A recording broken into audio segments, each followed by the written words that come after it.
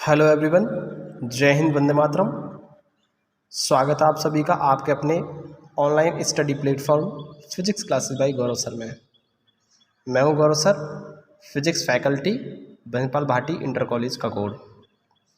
तो करते हैं हम आज का वीडियो स्टार्ट। भौतिक विज्ञान क्लास 12 विद्युत चाल तथा ओम का नियम। और आज जो इसमें करा रहे हैं हम चैप्टर नंबर 5 करा रहे हैं।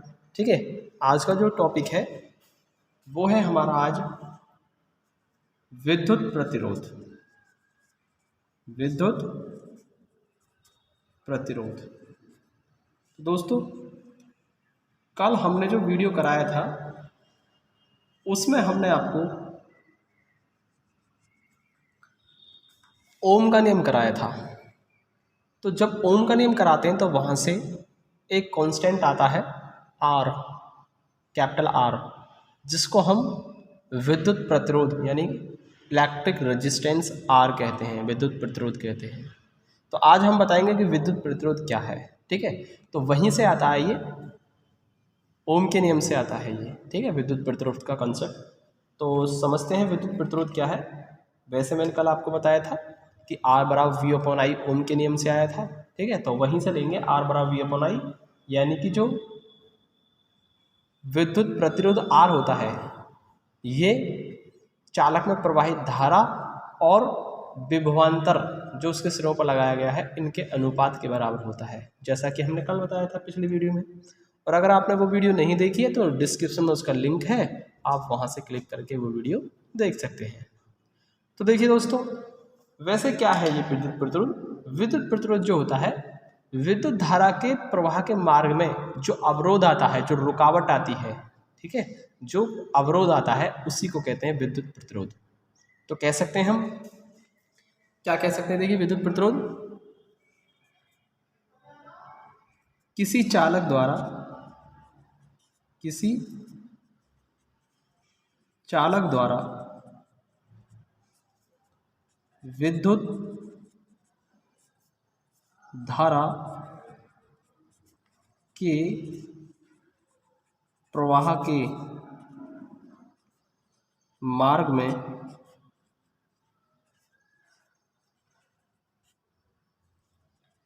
आई रुकावट या कह सकते हैं अवरोध, अवरोध को विद्युत प्रतिरोध कहते हैं। विद्युत प्रतिरोध कहते हैं। तो यही होता है विद्युत प्रतिरोध। इसे आर से प्रदर्शित करते हैं,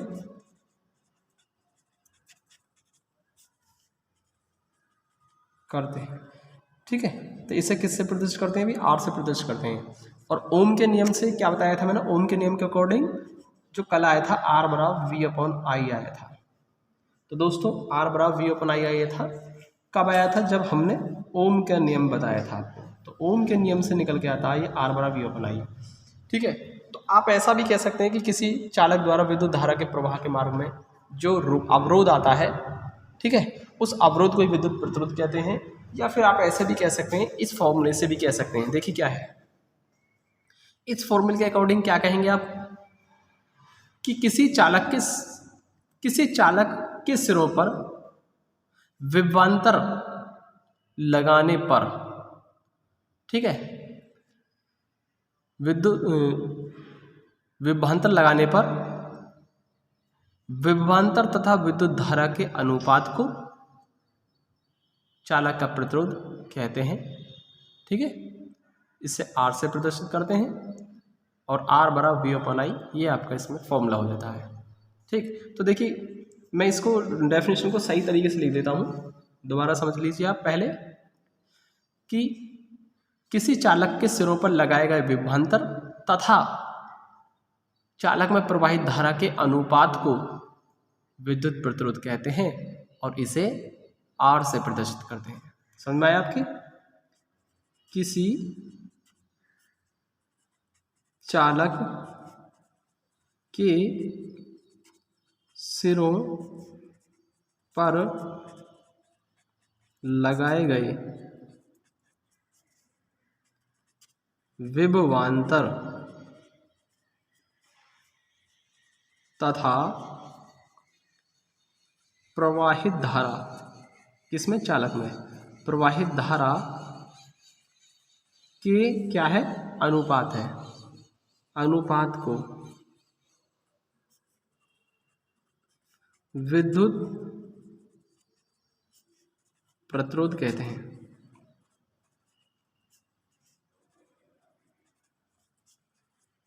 तो यहां से मैंने इसकी दूसरी परिभाषा लिख दी है, तो कोई दिक्कत? तो देखिए यहां से मैंने दो परिभाषाएं लिख दी। आप ऐसे भी बोल सकते हैं विद्युत प्रतिरोध को, ठीक है, और ऐसे भी बोल सकते हैं। देखिए ये तो है अकॉर्डिंग टू डेफिनेशन, यानी कि अकॉर्डिंग टू कंडीशन, जो कि कल आई थी कूलॉम्स लॉ के अकॉर्डिंग, ठीक है। अब देखिए इसके बाद ये जो है ये इफेक्टिबल है। ये कैसे? इफेक्टिबल है ये, क्योंकि जब इफेक्ट जो होता है ना उसका क्या होता है? यही तो इफेक्ट होता है कि विद्युत धारा के मार्ग में अवरोध पैदा कर देता है। तो ये इसके इफेक्ट के अकॉर्डिंग है ये विद्युत प्रतिरोध की परिभाषा। तो दोनों ही परिभाषाएं सत्य हैं, सही हैं। आप चाहें तो जो आपका मन करे उसे आप यूज कर सकते हैं, ठीक है। तो देखिए इसके बाद इसका मात्रक बताइए आप, क्या होगा मात्रक? वैसे ये प्रतिरोध जो हो जाएगा कैसी हो जाएगी? अदिश राशि हो जाएगी। और इसका मात्रक कितना होगा? देखिए मात्रक हो जाएगा, विभवांतर का मात्रक क्या होता है? वोल्ट। क्या होता है? वोल्ट। और धारा का मात्रक होता है एम्पियर। क्या होता है? एम्पियर। वोल्ट पर एम्पियर, जिसको हम क्या कह सकते हैं, या फिर इसे लिख सकते हैं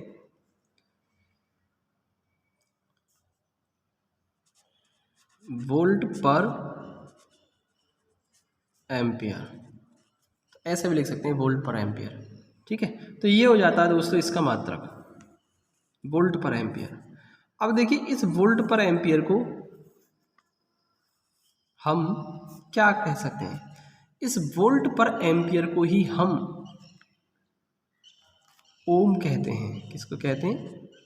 ओम कहते हैं।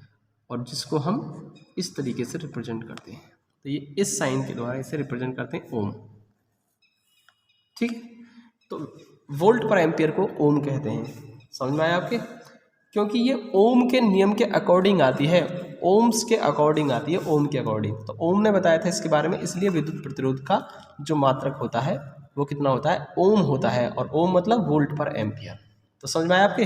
अब देखिए यहाँ से जो हम परिभाषा निकाल सकते हैं ना, वो एक ओम की परिभाषा निकाल सकते हैं। तो दोस्तों यहाँ से अब मैं कराऊंगा आपको एक ओम की परिभाषा।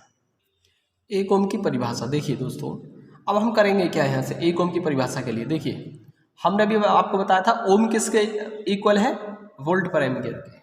यानी कि जो ओम है किसके बराबर है? वोल्ट पर एम्पियर। अब हमको परिभाषा जो लिखनी है वो एक ओम की लिखनी है, तो इसका मतलब एक वोल्ट करना होगा यहाँ से, और एक एम्पियर यहाँ लेना होगा हमें। अब देखिए अब यहाँ से बन जाएगी एक ओम की परिभाषा। बहुत ही सिंपल है दोस्तों, कैसे बन जाएगी? देखिए एक ओम की परिभाषा कैसे बनेगी? देखिए यदि किसी चालक के सिरों पर 1 वोल्ट का विभवांतर लगाने से अगर चालक पर 1 एम्पियर की धारा प्रवाहित होती है तो चालक का प्रतिरोध 1 ओम कहलाएगा। समझ में आया आपके? लिख देते हैं इस डेफिनेशन को। तो दोस्तों यहाँ लिखा है मैंने, देखिए यदि किसी चालक के सिरों पर 1 वोल्ट का विभवांतर लगाने से यदि उसमें 1 एम्पियर की धारा प्रवाहित होती है तो चालक का प्रतिरोध 1 ओम कहलाएगा। समझ में आया आपके?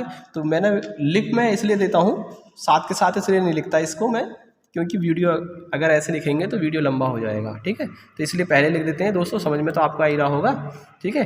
तो देखिए अब यहाँ से हम देखते हैं कि विद्युत प्रतिरोध किन किन चीज़ों पर निर्भर करता है। तो दोस्तों हम लेते हैं विद्युत प्रतिरोध को प्रभावित करने वाले कारक। देखिए जो विद्युत प्रतिरोध आर है ना, वो चालक की लंबाई स्मॉल एल के अनुक्रमानुपाती होता है। इसका मतलब क्या हो गया कि जो प्रतिरोध है ना वो चालक की लंबाई पर निर्भर करता है। और कैसा है? आर जो है लंबाई के डायरेक्टली प्रोपोर्शनल है, अनुक्रमानुपाती है। इसका मतलब अगर चालक की लंबाई बढ़ेगी तो प्रतिरोध का मान भी बढ़ जाएगा, और लंबाई कम कर देंगे तो प्रतिरोध घट जाएगा। ठीक है, तो इसका मतलब ये क्या है, डायरेक्ट प्रोपोर्शनल है। एक चीज़ तो ये होगी। दूसरा है कि विद्युत प्रतिरोध जो R है ना, वो चालक के अनुप्रस्थ काट के क्षेत्रफल A के व्युत्क्रमानुपाती होता है। यानी कि यहाँ हम देख पा रहे हैं कि अगर अनुप्रस्थ काट का क्षेत्रफल अगर ज़्यादा होगा तो प्रतिरोध कम होगा, और हमें प्रतिरोध को कम करना है तो इसलिए इसको क्या लेना होगा, अनुप्रस्थ काट का क्षेत्रफल ज़्यादा लेना होगा। और अगर अनुप्रस्थ काट का क्षेत्रफल कम कर देंगे आप तो R का मान बढ़ जाएगा, यानी प्रतिरोध का मान बढ़ जाएगा। इसलिए हमें किसी भी चालक को इस तरीके से लेना होता है कि उसकी लंबाई कम से कम हो और अनुप्रस्थ काट का क्षेत्रफल अधिक से अधिक हो, ताकि दोनों ही कंडीशन में प्रतिरोध का मान घट जाए और विद्युत धारा अधिक प्रवाहित हो सके।